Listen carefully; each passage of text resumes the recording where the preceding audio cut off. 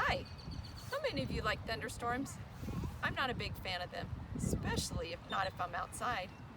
In our Big God story, we're going to learn about a time that Jesus came and rescued his disciples during a huge storm.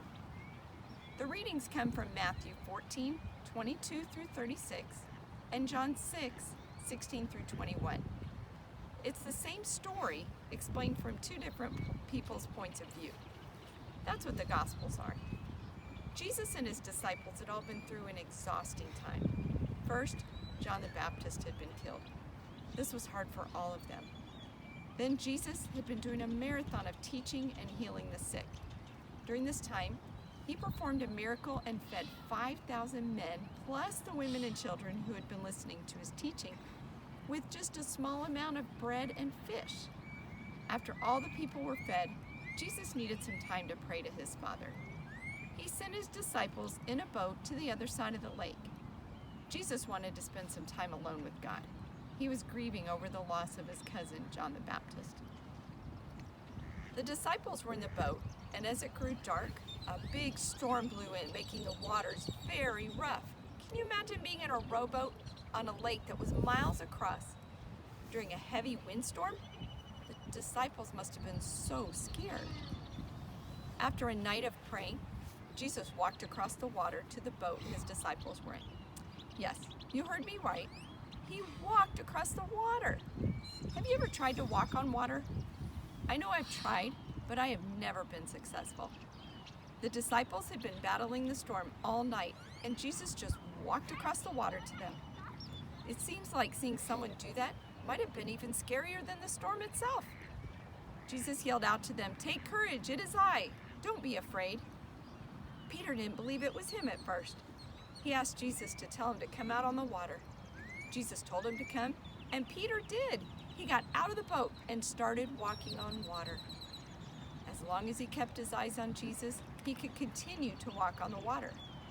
But Peter looked down into the churning water and immediately started to sink. This happens to us sometimes. Life has been so different lately. We've had so many changes to the way we're used to doing things. We had spring break, and then we never went back to school. All our schooling is done now from home. We used to go lots of places, and now we don't. We used to love going out to eat, but now we eat at home. No lessons, no play dates, activities outside the home. Plus, we have worries about family or friends getting sick. All of these things can be scary, just like experiencing a thunderstorm while on a boat. When the disciples were scared, Jesus was there for them. In the middle of the storm, he came to save them. Jesus is always there for us too. All we have to do is call out to him. Tell him your fears and concerns. Ask him to help you deal with all these tough things going on. Keep your eyes on Jesus. When Peter took his eyes off Jesus, he started to sink. But Jesus immediately reached out his hand, caught Peter, and they got into the boat. As soon as Peter was with Jesus in the boat, the storm stopped, and the winds died down. His disciples proclaimed, "Truly, you are the Son of God." Jesus came to help the disciples when they were scared. He could have just calmed the storm with one word, but instead, he chose to walk into the storm, on top of the water, to come alongside of the disciples and be with them.